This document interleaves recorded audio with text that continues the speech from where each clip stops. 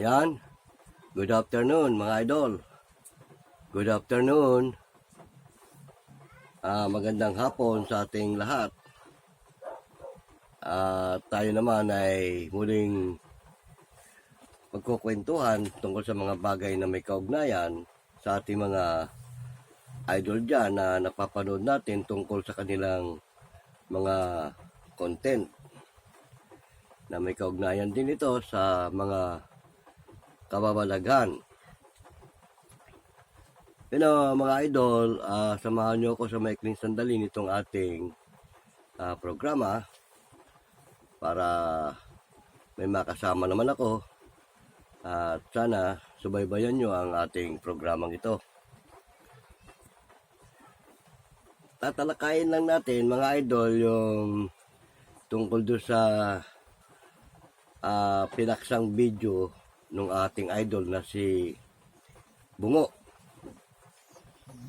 At doon sa kanya mga dinidebunk na mga video ng ating mga idol na Ghost Explorer at Ghost Hunter. Hindi ko na babanggitin kung sino-sino yung kanya mga dinidebunk, pero meron lang akong papansinin doon sa mga dinidebunk nitong ating idol, at meron lang akong i-comment. Tulad nung kanyang idinibang na pinakita yung kay Jessica Soho na di umano yung bahay na ipinatayo nung may pinakita doon na may mga bahid ng dugo, yung mga baro, kortina, etc. Na nung bandang huli nga na clarify nila na yun di umano ay nanggaling pala doon sa isang babae na parang may mental defect at hindi ito maatim ng pamilya na ganun ang sistema ng kanilang anak. Ngayon, tungkol doon sa mga bahid ng dugo, bukod doon sa nakitaan na nila ng pruweba na ang may gawa pala yung babae na may kulang sa pag-iisip. Yan mga idol, sa totoo lang, nangyayari talaga yan na kapag ang isang bahay may pinangyarihan o may pangyayaring naganap, lalo na kung bago tinayo yung bahay sa lugar na yan, talagang merong mga pangyayari. Hindi nakakapagtaka na kung makakita sila ng mga bahid ng dugo sa kanilang mga baro o sa kanilang mga kortina. At sa totoo lang, sa tunay na pangyayari, hindi lang baro o mga kortina magkakaroon ng bahid ng dugo. Meron akong ikukwento sa inyo mga idol, naging karanasan din namin yan. Meron kaming kakilala na yung bahay nilang nilipatan, unang araw pa lang nila, napansinan nila na bakit paggising nila may mga bahid ng dugo yung kanilang mga baro. Yung mismong suot nilang baro. Lalo yung anak nila. Malimit nilang magisnan sa umaga, yung anak nila may bahid ng dugo yung baro. Tapos, ang pinagtataka nila, sino ang may gawa nun at paano nangyari yung mga ganung mga bagay. Hindi lang yun, habang lumalaon, tumatagal yung sistema nung paninirahan nila ron, ultimo pati yung dingding nila may umaagos ng dugo. May bahid ng dugo na umaagos. Kaya yung sa Jessica Soho na yon, kung totoo na yung mga bahid-bahid ng dugo na yun, doon lang nanggaling doon sa babae na mayroong depekto sa pag-iisip, pwede rin mangyari yon. Pero kung wala silang nakitang ganong klase ng pruweba, may mga nangyayari talagang ganyan. Dahil nga, halimbawa, yung bahay na yun, kagaya ng lote na yun, nung bago tinayuan yun, di ba may pasubali na baka may mangyari o ano sa inyo dito, di ba? Dahil yung may-ari ng lote, parang alam na niya mismo na yung lugar na yun, medyo may nangyayaring hindi maganda. Dangan nga lang, anak ko na nila ng patotoo na nanggagaling yung dugo doon sa babae na medyo may mental defect. Pero yung ikinukwento ko sa inyo mga idol, walang gano'n na tao may gawa o kung sino. Talagang yun lalang ng masamang espiritu. At yun nung masuri yun ng isang espiritista, hindi ko nababanggitin sa inyo kung sino yun, pinayuhan silang lumayas at umalis sa bahay na yon.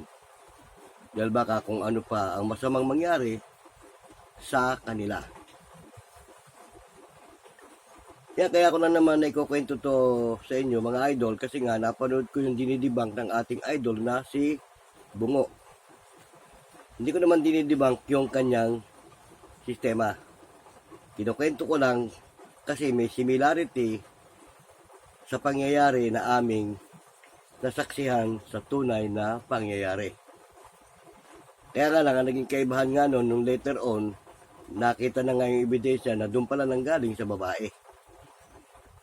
Pero kung wala yung babae na yun na may mental defect siyang nahuli sa camera, ay iba talaga na ang may lalang nun o may gawa nun. Pero itong kinukwento ko sa inyo, walang sino man o kasi nung pagtiyagaang pagpuyatan nung magulang niya yung pangyayari dahil yung anak niya laging may bahid ng dugo tuwing umaga paggising Oo. At sariwa pa yung dugo. Parang kapapatak lang.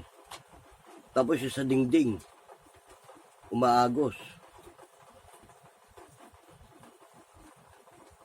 Yun, nung suriin nga yun, nung sinasabi ko sa inyong espiritista, nasuri niya na masamang elemento ang may gawa nun. At ang advice nga, umalis kayo sa bahay na yan. So, ganun nga ang ginawa nung pamilya. Meron silang kamag-anak na namamasukan ng katulong. Ipinakiusap nung kamag-anak nila doon sa amo na pansamantalang makikituloy sa kanya yung kanyang balik kapatid yata yun o hindi ko malaman kung kapatid o pamangkin. Mabait naman yung amo, pinayagan. Dahil unang-una kasi siguro, kaya pinayagan yun dahil una matagal na siya doon at saka parang siya na pinagkakatiwalaan doon sa bahay. Pero ang pinagtaka nila mga idol, unang gabi paglipat nila ron, kinabukasan, sumunod, nasundan yun. Yung dingding nung kwarto na tinutulugan nila kasi may sariling medj quarter. Doon sila tumuloy. Maluwag yung medj quarter. Doon tumuloy yung mag-ina. May bahid ng dugo yung dingding. Yung ba parang hinisik sa dingding na umagos. Ibang bahay na yon. So madalit sabi, nasundan sila nung entity. At siguro, yung ang sinasabi ko doon sa comment ko kay Idol Bungo na kapag may entity yung lugar na yan at nakursunadahan ka, lalo't nangangalkal ka ng mga gamit ng may gamit doon, nasundan ka ng entity, kahit saan ka pumunta, kabuntot mo na yan. Ganon, sipi mo, lumipat na sila ng bahay, yung pa rin. Nasundan sila ron. Tapos, yung bahay na pinanggalingan nila, nung suriin nga yun, nung espiritista na tumingin doon. At the same time, meron siyang tinatawag na sidekick. Yung meron may third eye, sinuri yung kabuuan ng bahay, pati yung lote. Doon nila napag-alaman na bago pala tinayuan ng bahay, yung lugar na yon, may nangyaring krimen sa lugar na yon. May mga pinagpapatay sa lugar na yon na parang ayon sa iba siguro, sa pagkaunawa, kondenado. Sa ibang salita yan, sa Bisaya, kondenado yan eh. Oo. Ganon. So, nung matayuan ng bahay, naghanap ng damay. Kasi mga ganyan, naghahanap ng damay yan eh. Yung nakatira doon sa bahay na yun, sila nagpatayan. Yun ang nasuri nung kasama nilang may third eye. Yung tinatawag na sidekick. Kaya sabi, umalis na kayo dyan, baka kasi pati kayo madamay. Hindi nga nagkamali yung espiritista, kumbaga, involved na sila. Dahil nung umalis sila ro, sinundan pa. Sinundan sila nung entity. Doon sa bahay nung ano. Ngayon, siyempre, inilihim din nila doon sa may-ari ng bahay, yung sa amo, na gano'n ang pangyayari. Kasi baka mamaya, yung amo makadiskubre, makita may dugo yung dingding. Pingising na sa umaga, meron nun eh. May bahid ng dugo. Pati yung baro ng bata. So, nung ano, pinatawag ulit nila yung faith healer na yun, o espiritista. Kung ano man ang tawag doon, babaylan. Nalaman nga na nasundan sila. Ngayon, ang nangyari, para wag nang matahimik na yung ganun, yung nga ang isang paraan lang dyan eh, para matigil yan eh. Pinapuksa lahat yon. Pinuksa lahat yung entity na nandoon. Yung lalang ng masamang espiritu yun, mga idol. Hindi naman talaga kung sino yung mga nangamatay doon, gagawa ng ganun. Hindi. Pinasok na ng mga elemento yung lugar na yon, sila na ang pumapapil doon sa mga di umano ay kinakatakutan na masasamang ano. Kaya pero bihira sa mga espiritista o sa mga ganyang babaylan o ano bang tawag dyan, manggagamot, albularyo, ang marunong pumuksa ng masamang espiritu. Dahil ang alam ng marami, pag sinabing espiritu, masamang espiritu, anong pa man yan, hindi kayang puksain. Pero napupuksa yan. Oo. Ito yan mga idol, kapag ka matindi at malakas, yung sinasabi ko na nung una pa, pag malakas ang taglay ng isang paranormal na manggagamot, walang masamang espiritu, walang masamang elemento sa kanya. Lahat kaya niya. Oh, pero yun, hindi ko naman pinipilit kayong maniwala sa ganung pangyayari, pero naging karanasan ko yan, kaya kinukwento ko sa inyo. Dahil kaibigan ko, yung pinirwisyo. Kaya sa akin nga lumapit yun, nagtanong kung anong dapat, ganun, pinaikwento. Ay may kakilala kaming espiritista. Sinamahan namin doon. Nasuri nga. Alam niyo mga idol, kung hindi pinuksa yun, wala, hindi sila matatahimik eh. Kaya ang ginawa nung ano, wala na sabi niya, nung kinausap yun, eh parang ayaw yata pumayag. At gusto nga, bibiktimahin na sila tulad ng mga unang pamilya na biniktima. Ay sabi nung faith healer, hindi pwede ang gusto nyo. Wala akong magagawa kundi puksain kayo. Pinuksa. O, di natigil. Yung bahay na pinanggalingan nilang dati, nung pinuksa na yung entity, swerte ng mga naiwan doon sa bahay na entity na yon, hindi sila nadamay, puksain. Kung sino lang yung bumuntot, yun lang. Yun ang mga idol, kaya yan, sa totoo lang, paniwala at hindi, nasa sa inyo yun. Oo, kasi marami naman tayo mga idol dyan na hindi agad naniniwala sa ganyan. Kung anong paniniwala nyo mga idol, inyo yun, ginagalang ko yun. Oo. Hindi ko pwedeng ipilit sa inyo yung ikinukwento ko. Di ba? Tama mga idol. Ngayon, ang akin lang, kung maniniwala kayo, okay lang. Kung hindi naman, wala rin mawawala naman sa akin. Kinukwento ko lang naman sa inyo yung naging karanasan natin.